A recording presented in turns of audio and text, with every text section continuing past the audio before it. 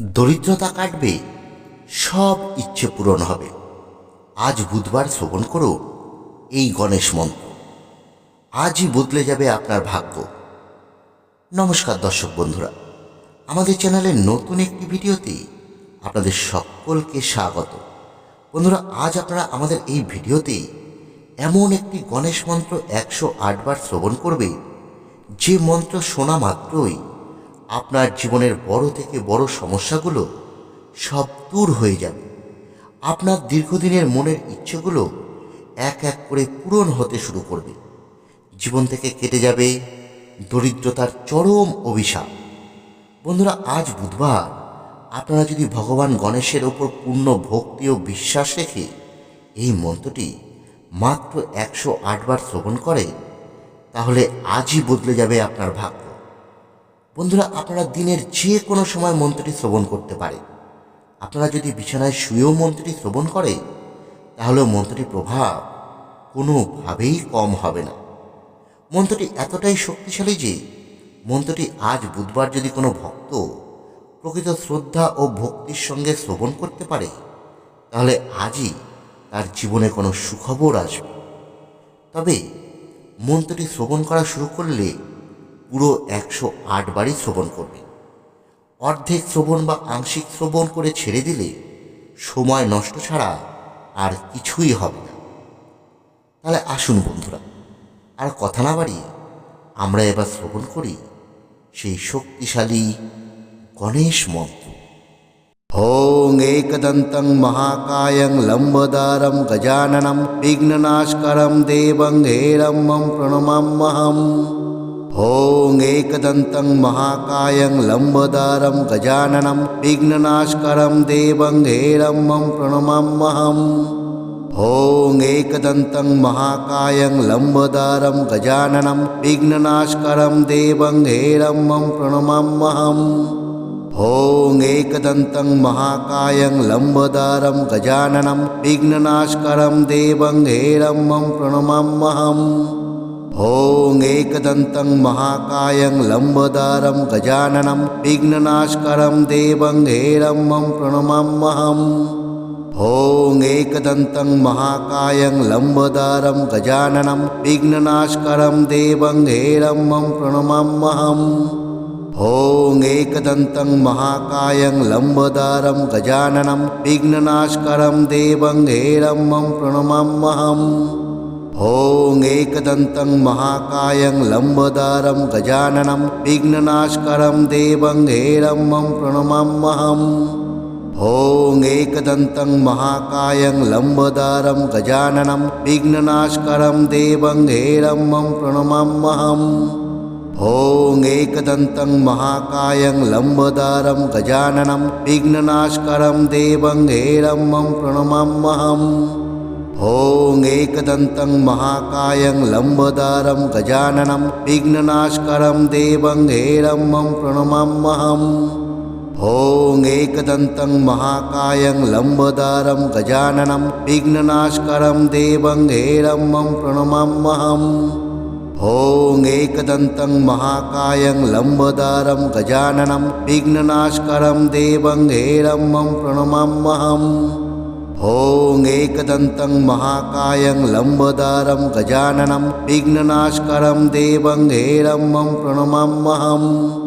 ॐ एकदन्तं महाकायं लम्बोदरं गजाननं विघ्ननाशकरं देवं हेरं प्रणमाम्यहम्। ॐ एकदन्तं महाकायं लम्बोदरं गजाननं विघ्ननाशकरं देवं हेरं प्रणमाम्यहम्। ॐ एकदन्तं महाकायं लम्बोदरं गजाननं विघ्ननाशकरं देवं हेरं प्रणमाम्यहम्। ॐ एकदन्तं महाकायं लम्बोदरं गजाननं विघ्ननाशकरं देवं हेरं प्रणमाम्यहम्। ॐ एकदन्तं महाकायं लम्बोदरं गजाननं विघ्ननाशकरं देवं हेरं प्रणमाम्यहम्।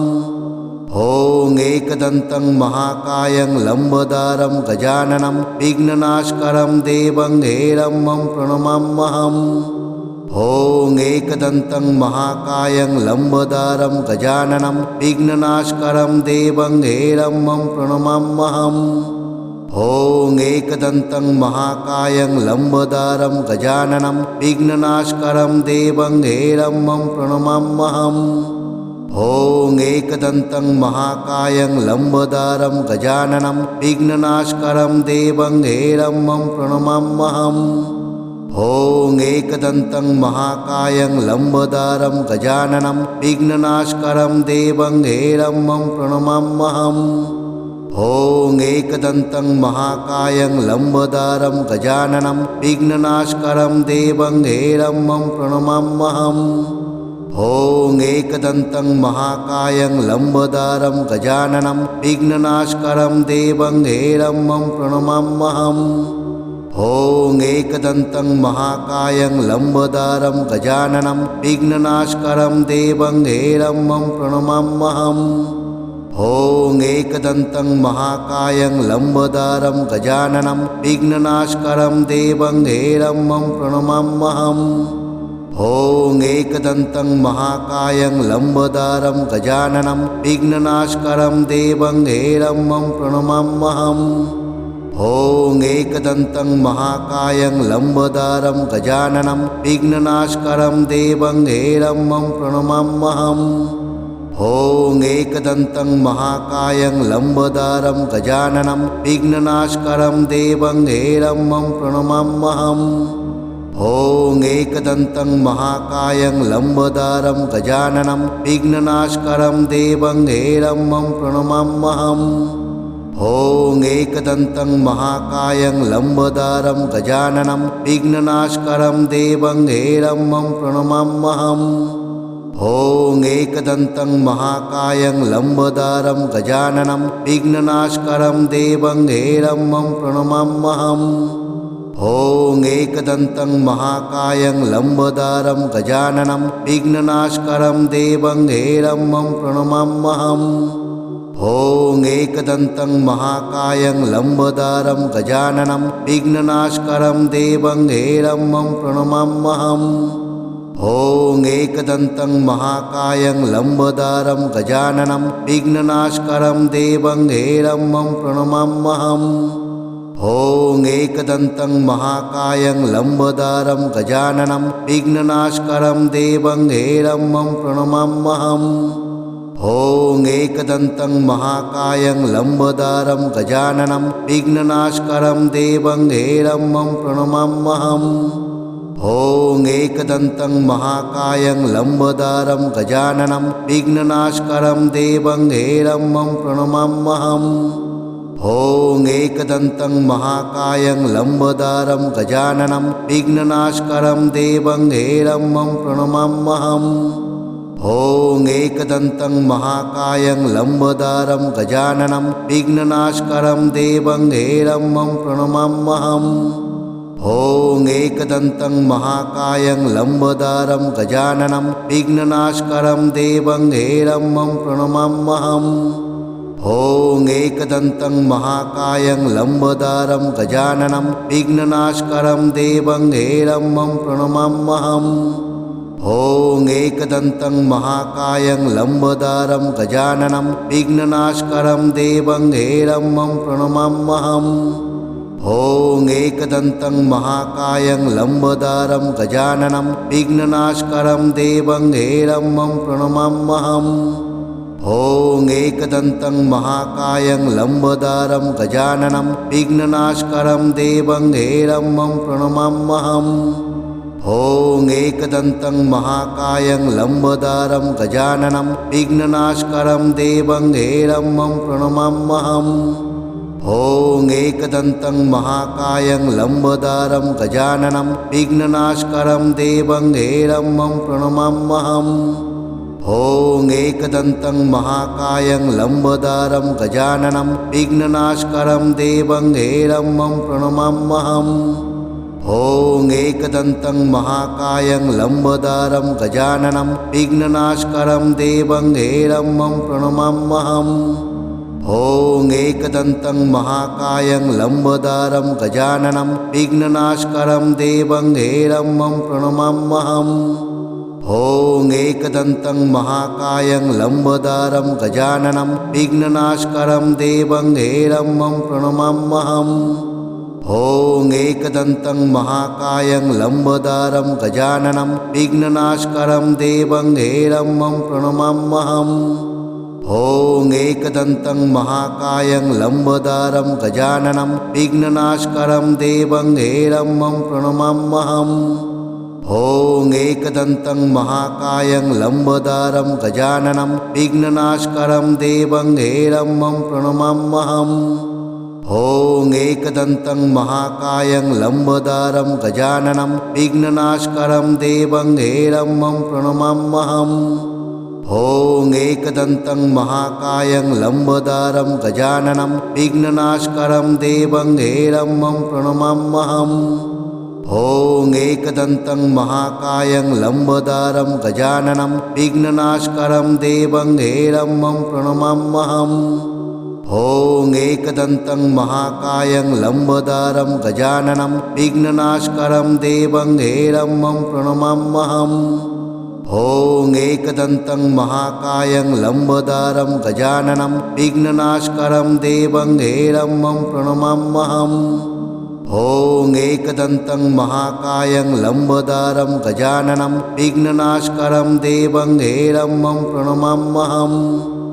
ॐ एकदन्तं महाकायं लम्बोदरं गजाननं विघ्ननाशकरं देवं हेरम्बं प्रणमाम्यहम्।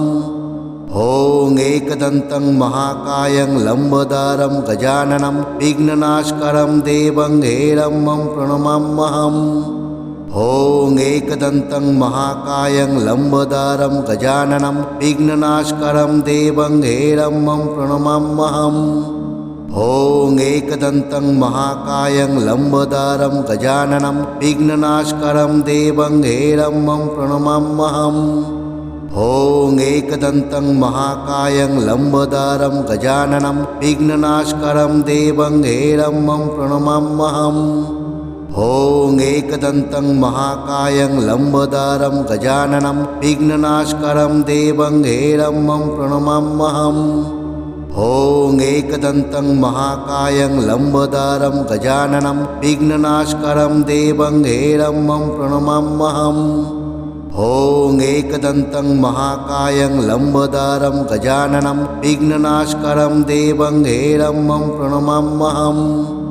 ॐ एकदन्तं महाकायं लम्बोदरं गजाननं विघ्ननाशकरं देवं हेरम्बं प्रणमाम्यहम्। ॐ एकदन्तं महाकायं लम्बोदरं गजाननं विघ्ननाशकरं देवं हेरम्बं प्रणमाम्यहम्। ॐ एकदन्तं महाकायं लम्बोदरं गजाननं विघ्ननाशकरं देवं हेरम्बं प्रणमाम्यहम्। ॐ एकदन्तं महाकायं लम्बोदरं गजाननं विघ्ननाशकरं देवं हेरम्बं प्रणमाम्यहम्। ॐ एकदन्तं महाकायं लम्बोदरं गजाननं विघ्ननाशकरं देवं हेरम्बं प्रणमाम्यहम्। ॐ एकदन्तं महाकायं लम्बोदरं गजाननं विघ्ननाशकरं देवं हेरम्बं प्रणमाम्यहम्। ॐ एकदन्तं महाकायं लम्बोदरं गजाननं विघ्ननाशकरं देवं हेरम्बं प्रणमाम्यहम्। ॐ एकदन्तं महाकायं लम्बोदरं गजाननं विघ्ननाशकरं देवं हेरम्बं प्रणमाम्यहम्। ॐ एकदन्तं महाकायं लम्बोदरं गजाननं विघ्ननाशकरं देवं हेरम्बं प्रणमाम्यहम्। ॐ एकदन्तं महाकायं लम्बोदरं गजाननं विघ्ननाशकरं देवं हेरम्बं प्रणमाम्यहम्। ॐ एकदन्तं महाकायं लम्बोदरं गजाननं विघ्ननाशकरं देवं हेरम्बं प्रणमाम्यहम्। ॐ एकदन्तं महाकायं लम्बोदरं गजाननं विघ्ननाशकरं देवं हेरम्बं प्रणमाम्यहम्। ॐ एकदन्तं महाकायं लम्बोदरं गजाननं विघ्ननाशकरं देवं हेरम्बं प्रणमाम्यहम्। ॐ एकदन्तं महाकायं लम्बोदरं गजाननं विघ्ननाशकरं देवं हेरम्बं प्रणमाम्यहम्। ॐ एकदन्तं महाकायं लम्बोदरं गजाननं विघ्ननाशकरं देवं हेरम्बं प्रणमाम्यहम्। ॐ एकदन्तं महाकायं लम्बोदरं गजाननं विघ्ननाशकरं देवं हेरम्बं प्रणमाम्यहम्। ॐ एकदन्तं महाकायं लम्बोदरं गजाननं विघ्ननाशकरं देवं हेरम्बं प्रणमाम्यहम्। ॐ एकदन्तं महाकायं लम्बोदरं गजाननं विघ्ननाशकरं देवं हेरम्बं प्रणमाम्यहम्। ॐ एकदन्तं महाकायं लम्बोदरं गजाननं विघ्ननाशकरं देवं हेरम्बं प्रणमाम्यहम्। ॐ एकदन्तं महाकायं लम्बोदरं गजाननं विघ्ननाशकरं देवं हेरम्बं प्रणमाम्यहम्। ॐ एकदन्तं महाकायं लम्बोदरं गजाननं विघ्ननाशकरं देवं हेरम्बं प्रणमाम्यहम्। ॐ एकदन्तं महाकायं लम्बोदरं गजाननं विघ्ननाशकरं देवं हेरम्बं प्रणमाम्यहम्। ॐ एकदन्तं महाकायं लम्बोदरं गजाननं विघ्ननाशकरं देवं हेरम्बं प्रणमाम्यहम्। ॐ एकदन्तं महाकायं लम्बोदरं गजाननं विघ्ननाशकरं देवं हेरम्बं प्रणमाम्यहम्। ॐ एकदन्तं महाकायं लम्बोदरं गजाननं विघ्ननाशकरं देवं हेरम्बं प्रणमाम्यहम्। ॐ एकदन्तं महाकायं लम्बोदरं गजाननं विघ्ननाशकरं देवं हेरम्बं प्रणमाम्यहम्। ॐ एकदन्तं महाकायं लम्बोदरं गजाननं विघ्ननाशकरं देवं हेरम्बं प्रणमाम्यहम्। ॐ एकदन्तं महाकायं लम्बोदरं गजाननं विघ्ननाशकरं देवं हेरम्बं प्रणमाम्यहम्। ॐ एकदन्तं महाकायं लम्बोदरं गजाननं विघ्ननाशकरं देवं हेरम्बं प्रणमाम्यहम्। ॐ एकदन्तं महाकायं लम्बोदरं गजाननं विघ्ननाशकरं देवं हेरम्बं प्रणमाम्यहम्। ॐ एकदन्तं महाकायं लम्बोदरं गजाननं विघ्ननाशकरं देवं हेरम्बं प्रणमाम्यहम्। ॐ एकदन्तं महाकायं लम्बोदरं गजाननं विघ्ननाशकरं देवं हेरम्बं प्रणमाम्यहम्। ॐ एकदन्तं महाकायं लम्बोदरं गजाननं विघ्ननाशकरं देवं हेरम्बं प्रणमाम्यहम्। ॐ एकदन्तं महाकायं लम्बोदरं गजाननं विघ्ननाशकरं देवं हेरम्बं प्रणमाम्यहम्। ॐ एकदन्तं महाकायं लम्बोदरं गजाननं विघ्ननाशकरं देवं हेरम्बं प्रणमाम्यहम्। ॐ एकदन्तं महाकायं लम्बोदरं गजाननं विघ्ननाशकरं देवं हेरम्बं प्रणमाम्यहम्। ॐ एकदन्तं महाकायं लम्बोदरं गजाननं विघ्ननाशकरं देवं हेरम्बं प्रणमाम्यहम्। ॐ एकदन्तं महाकायं लम्बोदरं गजाननं विघ्ननाशकरं देवं हेरम्बं प्रणमाम्यहम्।